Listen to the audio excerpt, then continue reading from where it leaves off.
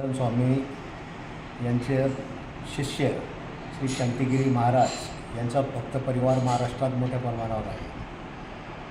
श्री शांतिगिरी महाराज यांचा नेहमीच संकल्प राहिला आहे की शुद्ध चारित्र्याचे नागरिक निर्माण झाले पाहिजे।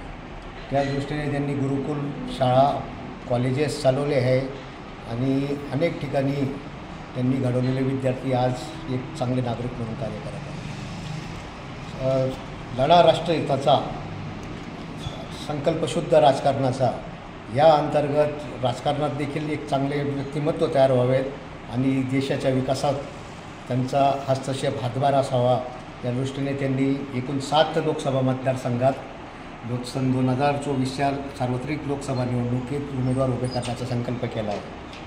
त्यात ते स्वतः नाशिक येथे उमेदवारी करणार असून मला शिर्डी येथून निवडणूक लढवण्याचा त्यांनी आदेश दिलेला आहे। त्या आदेशांतर्गत उद्या दिनांक 25 एप्रिल रोजी मी स्वतः उमेदवारी अर्ज राहता येथे भरणार आहे आणि पुढील दिशा स्पष्ट करतील त्यांच्या आदेशानुसार प्रचार आणि सभा हे कार्यक्रम होतील। धन्यवाद।